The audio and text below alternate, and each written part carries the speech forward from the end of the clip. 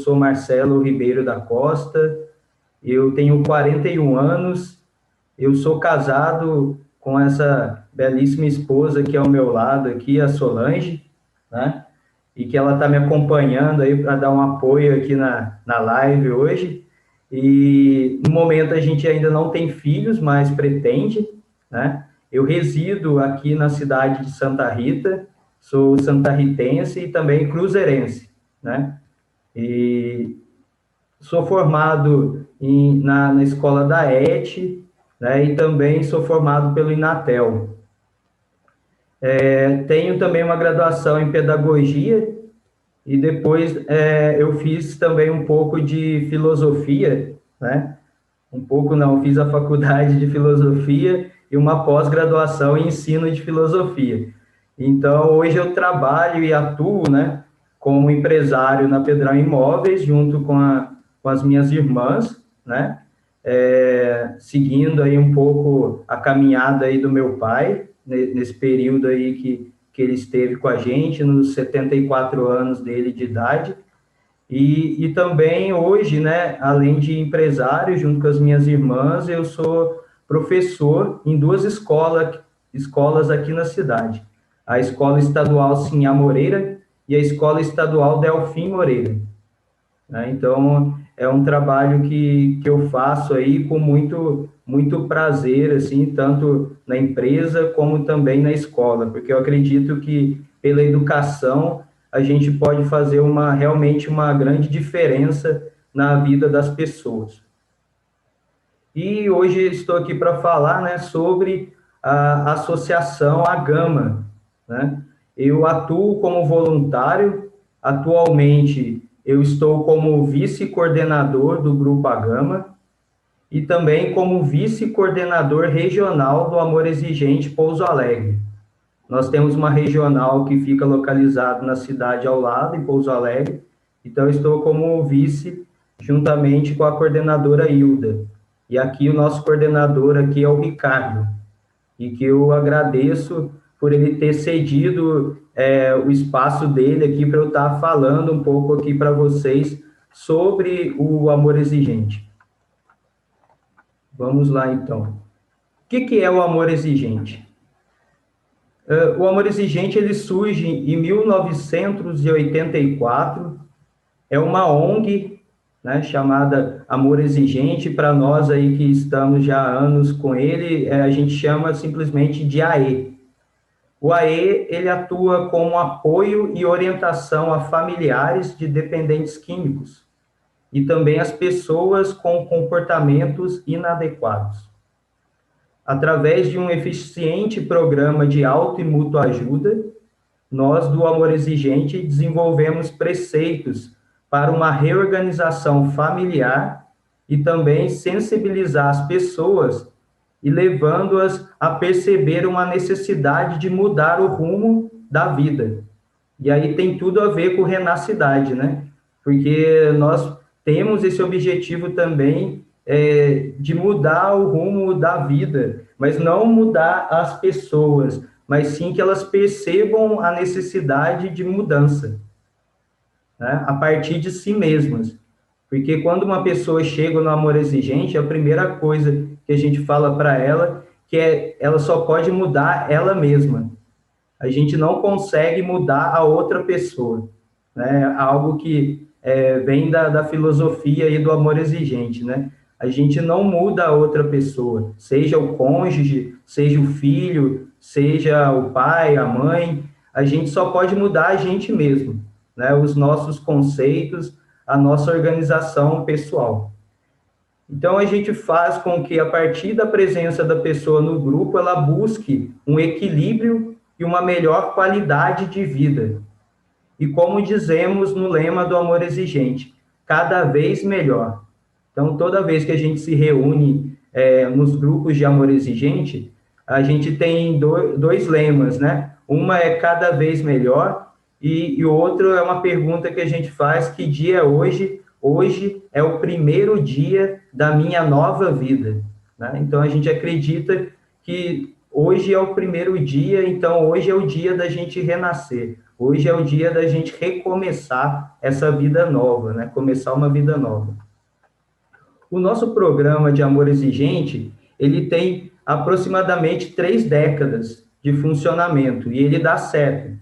Ele é praticado por 12 princípios básicos, 12 princípios éticos, uma espiritualidade que para a gente é pluralista, ela é plural, e uma responsabilidade social, através das reuniões que temos semanalmente, cursos e palestras, sempre com uma dedicação e um comprometimento dos milhares de voluntários que a gente tem espalhados no Brasil, na Argentina, no Uruguai, agora na Itália e também em Israel.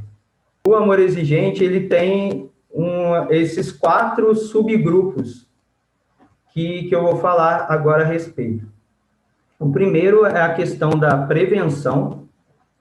Nós temos um subgrupo de prevenção que visa desestimular a experimentação e o uso de tabaco, álcool e outras drogas através de uma abordagem educativa junto aos pais, avós, professores, para ajudar na formação dos filhos, dos netos e alunos. A prevenção é para quê? Para que isso não ocorra dentro da sua casa, né? Não aconteça a questão do fato droga dentro da sua casa. Que aí depois a gente vai falar que o fato droga também pode ser uma droga de comportamento. Às vezes a pessoa pode ter uma droga de comportamento que é um comportamento inadequado, né? Não é de acordo com, vamos dizer assim, com os valores que nós temos aí, né? Então, é importante que a gente perceba essa diferença.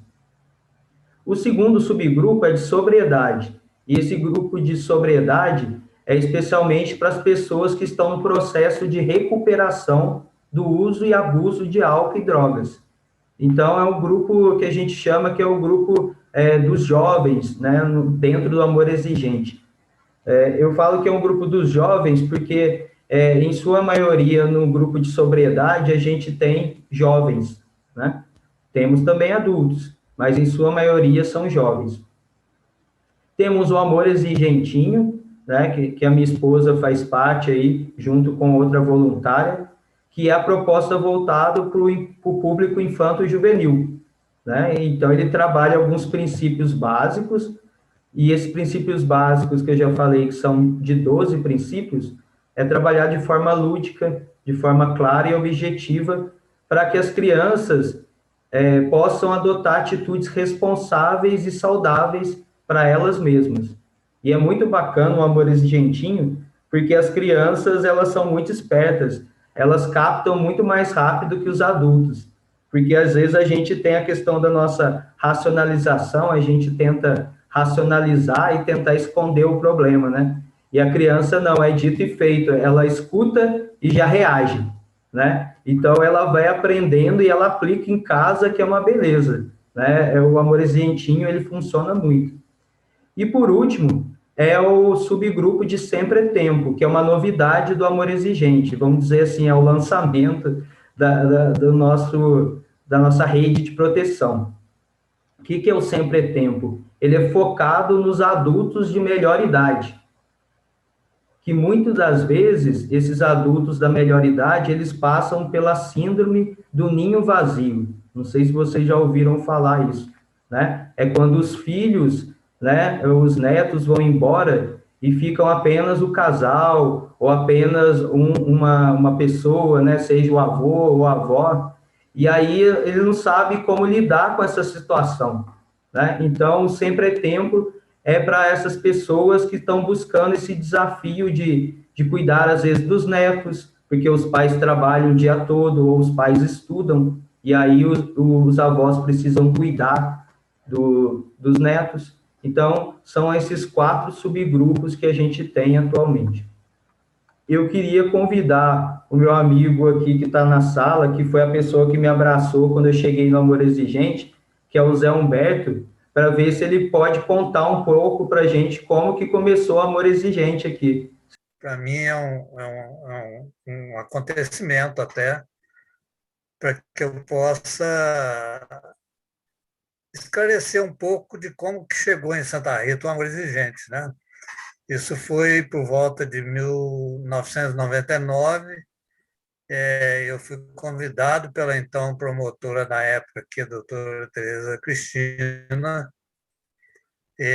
porque ela é de Pouso Alegre e ficou conhecendo o Amor Exigente lá, trazido também para Pouso Alegre pelo Padre Mário Borg, né, que é atuante até hoje. Um sucesso enorme, né? Nós chegamos muitas vezes com mais de 100 pessoas na escolinha, você deve lembrar disso, né? Mas contar também como que isso veio para o Brasil, né? A gente sabe que era um casal de psicólogos nos Estados Unidos, que os filhos se envolveram com drogas e eles resolveram, então, criar esse amor exigente que lá tem o nome de hard love, ou seja, amor duro, né, a tradução ao pé da letra. E o padre Haroldo, que foi o mentor disso aqui para o Brasil, que é um padre, né? Ele estava no aeroporto nos Estados Unidos para vir para o Brasil e achou um livro escrito por esses dois médicos e resolveu trazer isso. A ideia, achou a ideia muito boa, transformou de hard love para amor exigente. Só que lá nos Estados Unidos eram, na época, 10 princípios, né? E quando ele trouxe isso para o Brasil, ele resolveu criar mais dois princípios, que são os dois últimos, para que fosse discutido os princípios em cada mês, né? Janeiro, fevereiro, e por aí vai com os princípios que a gente usa até hoje, né? E então foi muito bom. Eu tive à frente disso aí por uns 4 ou 5 anos, não lembro mais. Teve uma época que andou meio adormecido, né? Meio sem lugar para trabalhar esses princípios, mas graças a você, né, que eu tenho certeza disso, falo com convicção, você trouxe isso de volta e está fazendo um trabalho excepcional, a gente sabe disso, todo mundo sabe, né? Então é uma alegria muito grande, Marcelo. Foi meu pai que me incentivou bastante, né, a estar no grupo, a frequentar, a levar isso para frente. Porque no início, como o Zé Humberto disse, eu peguei uma fase no início um pouco, já tá, o amor estava caindo, assim, porque nós temos fases, né, na nossa vida também. E aí, eu lembro que eu tenho as atas aqui de registro do Amor Exigente e tem registrado de 2004, né, que foi registrado pelo presidente, que era o José Renato Filho, Renatinho, né? E o vice-presidente na época era o Claudemir Eufrásio Bernardes, que é o Cal, né? O Cal está ainda aí com a gente, fortão aí, com a cadeira elétrica dele indo para baixo para cima aqui em Santa Rita, né? Então, assim, começou com esses dois senhores aí, né, que foram com outros voluntários, né? Eu estou citando eles, mas tem o Zé Humberto, tem a Dona Marisa, tem outras pessoas que estiveram juntos aí. E aí o programa de Amor Exigente ele foi dando sequência aí na cidade e nessa época de 2011, né? Que aí o Messias me convidou a participar, porque o Renatinho tinha dado uma afastada, e aí o seu Afonso Leite, né? O Afonso Leite está até hoje com a gente como voluntário do Amor Exigente. E aí ele começou a chamar o Messias, e aí no Messias me chamou e falou assim, ó, vamos continuar com o Amor Exigente, né? E que é muito bom e vai ajudar muitas pessoas. E o Messias estava envolvido também com uma questão da pastoral carcerária, que trabalhava ali no presídio, né? e aí do 2019, 2018, 8 voluntários disponíveis para atender as pessoas todas as quintas-feiras, às 7h30 da noite, no salão da Escolinha Nossa Senhora de Fátima. E o Amor Exigente tem essa força muito grande no abraço, né? E quando eu cheguei a primeira vez, eu lembro até hoje o abraço que o Zé Humberto me abraçou, porque, assim, é uma marca do Amor Exigente, a gente se sente acolhido a partir do abraço, né? A pessoa que chega a primeira vez é a pessoa mais importante para a gente ali no Amor Exigente. E aí a gente foi continuando. Então, assim, para não falar muito, depois vou abrir para perguntas, eu só queria reforçar, assim, o público nosso em geral, assim, que eu observo hoje, né, até antes da pandemia, depois entrando com a pandemia, são pessoas que buscam qualidade de vida, outras que vão porque são usuários de alguma química ou não, porque vocês sabem que pode ter dependência também de computador, né? Pode ter dependência de celular, né? Então, assim, isso aí também é dependência, não é química, mas você fica dependente da tecnologia, né? Então, assim, tem pais que vão buscar como se relacionar melhor com seus filhos, tem filhos que vão buscar orientação de como lidar com os pais, né? Então, assim, é um grupo que a gente fala assim, que às vezes a pessoa chega pelo amor ou pela dor, né? Às vezes por algum problema, com alguma dificuldade de comportamento, ou por amor, porque ela quer ser voluntária, né?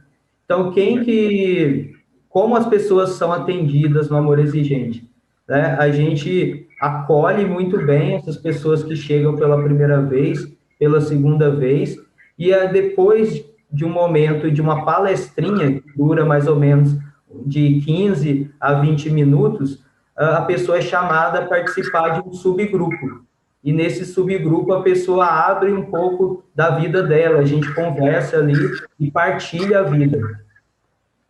Antes da pandemia, que eram as perguntas, eu estou tentando responder as perguntas que o Bretão me passou aqui. Antes da pandemia, a gente atendia mais ou menos, aproximadamente, 160 pessoas por mês, tá? Então, assim, por mês, a gente tinha uma média de 160 pessoas, né? Depois, com a pandemia, aí muda tudo, né? A gente teve que mudar o jeito de fazer Amor Exigente, a gente se adaptou às tecnologias novas, a gente foi para o Google Meet, começou a trabalhar a partir de um aplicativo gratuito, porque a gente não tinha muito recurso, né? Então a gente tinha que fazer como que dava ali.